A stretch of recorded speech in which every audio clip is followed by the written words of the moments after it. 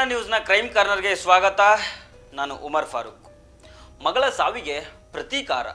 ಯಾವ ವ್ಯಕ್ತಿ ತನ್ನ ಮಗಳನ್ನು ಕೊಂದಿದ್ನೋ ಆ ವ್ಯಕ್ತಿಯ ತಂದೆಯ ಕತೆ ಮುಗಿಸಿದ ಘಟನೆ ಮಂಡ್ಯ ಜಿಲ್ಲೆಯ ಪಾಂಡವಪುರದಲ್ಲಿ ನಡೆದಿದೆ. ದೀಪಿಕಾ ಟೀಚರ್ ಕೇಸ್ ಅಂದರೆ ಬೇಗ ಗೊತ್ತಾಗ್ಬಿಡುತ್ತೆ ನಿಮಗೆ.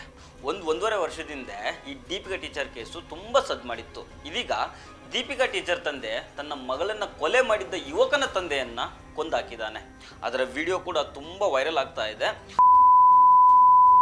ಹಾಗಾದರೆ ದೀಪಿಕಾ ಟೀಚರ್ ಕೊಲೆ ಹಿನ್ನೆಲೆ ಏನು, ಈಗ ನಡೆದಿರೋ ಮರ್ಡರ್ ಸ್ಕೆಚ್ ಹೇಗಿತ್ತು ಅನ್ನೋದನ್ನು ಡೀಟೇಲ್ ಆಗಿ ಹೇಳ್ತೀನಿ. ಆದರೆ ಅದಕ್ಕೂ ಮೊದಲು ನೀವೇನು ನಮ್ಮ ಚಾನಲನ್ನು ಸಬ್ಸ್ಕ್ರೈಬ್ ಮಾಡಿಲ್ಲ ಅಂದರೆ ಸಬ್ಸ್ಕ್ರೈಬ್ ಮಾಡಿ, ಈ ವಿಡಿಯೋನ ಕೊನೆಯ ತನಕ ಮಿಸ್ ಮಾಡದೆ ನೋಡಿ. ಮಂಡ್ಯ ಡಿಸ್ಟಿಕ್ಕು ಪಾಂಡವಪುರ ತಾಲೂಕಿನ ಮಾಣಿಕ್ಯನಹಳ್ಳಿಯಲ್ಲಿ ಈಗ ನಡೆದಿರೋ ಪ್ರತೀಕಾರದ ಕೊಲೆ ಭಾರೀ ಸದ್ದು ಮಾಡ್ತಾ ಇದೆ.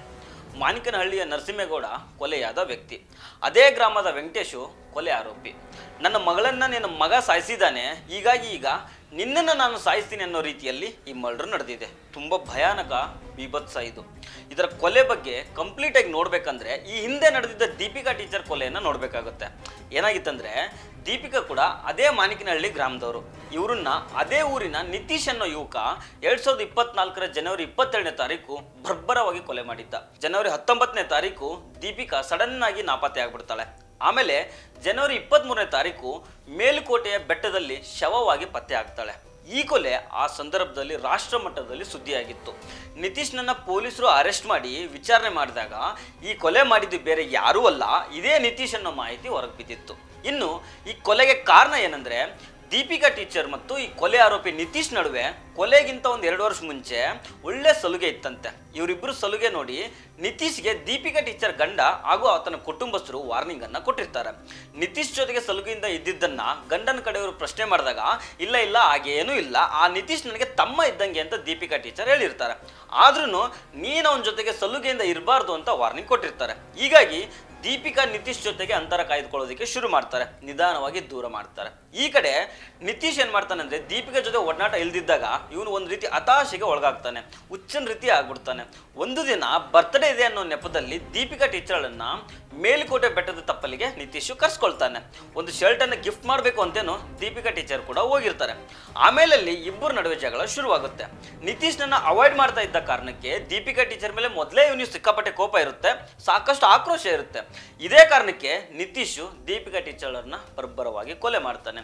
ಇಲ್ಲಿ ನಿತೀಶ್ ಸಿಗಾಕೊಂಡಿದ್ದು ಹೇಗಂದ್ರೆ ದೀಪಿಕಾ ಟೀಚರ್ಗೆ ಬಂದಿರೋ ಲಾಸ್ಟ್ ಕಾಲು ಇವನದ್ದೇ ಆಗಿರುತ್ತೆ. ಇದಿಷ್ಟೇ ಅಲ್ದೇನೆ ಬೆಟ್ಟದ ತಪ್ಪಲಿನಲ್ಲಿ ಇವರಿಬ್ರು ಜಗಳ ಆಡ್ತಿರೋದನ್ನ ಅಲ್ಲಿದ್ದ ಪ್ರವಾಸಿಗರು ನೋಡಿರ್ತಾರೆ. ಇನ್ನೊಂದ್ ಕಡೆ ಎಲ್ಲಾ ಚೆನ್ನಾಗಿದ್ದು ಹುಡುಗಿ ಸಡನ್ ಆಗಿ ಕಾಣೆ ಆಗ್ತಾಳಂದ್ರೆ ಮನೆಯವ್ರಿಗೆ ಏನೋ ಒಂದು ಡೌಟ್ ಬಂದೇ ಬರುತ್ತೆ, ಅದರಲ್ಲೇನೂ ತಪ್ಪಿಲ್ಲ. ಹೀಗಾಗಿ ಹುಡುಕಾಟವನ್ನು ಶುರು ಮಾಡ್ತಾರೆ. ಈ ಹೊತ್ತಲ್ಲಿ ಮೇಲ್ಕೋಟೆ ಬೆಟ್ಟದ ತಪ್ಪಲಿನಲ್ಲಿ ದೀಪಿಕಾ ಟೀಚರ್ದು ಡಿಯೋ ಸ್ಕೂಟಿ ಪತ್ತೆ ಆಗುತ್ತೆ. ಸ್ಕೂಟರ್ ಪತ್ತೆ ಆದ ಸ್ಥಳದಲ್ಲಿ ಸುತ್ತಮುತ್ತ ಹುಡುಕಾಟವನ್ನು ನಡೆಸಿದಾಗ ಅಲ್ಲಿ ದೀಪಿಕಾ ಟೀಚರ್ದು ಮೃತದೇಹ ಪತ್ತೆ ಆಗುತ್ತೆ. ಆ ಹೊತ್ತಲ್ಲಿ ಈ ನಿತೀಶ್ ಕೂಡ ಊರನ್ನ ಬಿಟ್ಟಿರ್ತಾನೆ. ಹೀಗಾಗಿ ಡೌಟ್ ಬಂದು ಪೊಲೀಸರು ಇವನನ್ನು ಅರೆಸ್ಟ್ ಮಾಡಿರ್ತಾರೆ. ಇದಾದ್ಮೇಲೆ ನಿತೀಶ್ ಜೈಲು ಸೇರ್ತಾನೆ. ಇತ್ತೀಚೆಗೆ ಜಾಮೀನಿನ ಮೇಲೆ ಹೊರಗೆ ಬಂದಿರ್ತಾನೆ. ಈ ಹೊತ್ತಲ್ಲಿ ತನ್ನ ಮಗಳನ್ನ ಕೊಲೆ ಮಾಡಿದ್ದ ನಿತೀಶ್ನನ್ನ ಹೇಗಾದ್ರೂ ಮಾಡಿ ಕೊಲೆ ಮಾಡ್ಬೇಕಂತ ದೀಪಿಕಾ ಟೀಚರ್ ತಂದೆ ವೆಂಕಟೇಶು ಕತ್ತಿ ಮುಸ್ಕೊಂಡು ಕೂತಿರ್ತಾನೆ. ಇದೇ ಭಾನುವಾರ ಧರ್ಮಸ್ಥಳದಲ್ಲಿ ನಿತೀಶ್ ತಂಗಿದು ಮದುವೆ ಸಹ ಇರುತ್ತೆ. ಈ ಸಂದರ್ಭದಲ್ಲಿ ನಿತೀಶ್ ತಂದೆ ನರಸಿಂಹೇಗೌಡ ಮನೆಯಿಂದ ಹೊರಗೆ ಹೋಗಿರ್ತಾರೆ. ಈ ವೇಳೆ ದೀಪಿಕಾ ತಂದೆ ವೆಂಕಟೇಶು ನರಸಿಂಹೇಗೌಡರನ್ನ ಫಾಲೋ ಮಾಡ್ಕೊಂಡು ಹೋಗ್ತಾರೆ. ಊರ್ ಹೊರಗಡೆ ಒಂದು ಟೀ ಅಂಗಡಿಯಲ್ಲಿ ನರಸಿಂಹೇಗೌಡರು ಕೂತ್ಕೊಂಡಿರುವಾಗ ಆ ಹೊತ್ತಲ್ಲಿ ಅವರನ್ನ ದೀಪಿಕಾ ಟೀಚರ್ ತಂದೆ ವೆಂಕಟೇಶ್ ಚಾಕುವಿನಿಂದ ಹಿಡಿದು ಬರ್ಬರವಾಗಿ ಕೊಲೆ ಮಾಡಿದ್ದಾನೆ. ಅದರ CCTV ಫುಟೇಜ್ ಕೂಡ ವೈರಲ್ ಆಗಿದೆ. ಇವಾಗ ಅದನ್ನಿಲ್ಲಿ ತೋರಿಸೋದಿಕ್ಕೂ ಆಗೋದಿಲ್ಲ, ಅಷ್ಟು ಬರ್ಬರ ಕೊಲೆ ಅದು.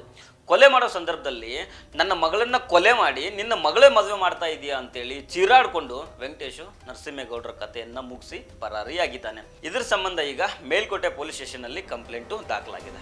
ಒಟ್ನಲ್ಲಿ ಕೊಲೆ ಕೇಸ್ನಲ್ಲಿ ಜೈಲು ಸೇರಿದ್ದ ಮಗ 1 ವರ್ಷ ಆದ್ಮೇಲೆ ಮನೆಗೆ ಬಂದ. ಜೊತೆಗೆ ಮಗಳ ಮದುವೆ ನಡೀತಾ ಇದೆ ಅನ್ನೋ ಖುಷಿಯಲ್ಲಿದ್ದ ನರಸಿಂಹೇಗೌಡರನ್ನ ಮಗಳ ಕೊಲೆಗೆ ಪ್ರತೀಕಾರಕ್ಕಾಗಿ ವೆಂಕಟೇಶ್ ಬರ್ಬರವಾಗಿ ಕೊಲೆ ಮಾಡಿದ್ದಾನೆ. ಸೊ ಫ್ರೆಂಡ್ಸ್, ಇದು ಇವತ್ತಿನ ಕ್ರೈಮ್ ಕಾರ್ನರ್. ಮತ್ತೆ ಭೇಟಿ ಆಗ್ತಿರೋಣ. ನಮಸ್ಕಾರ.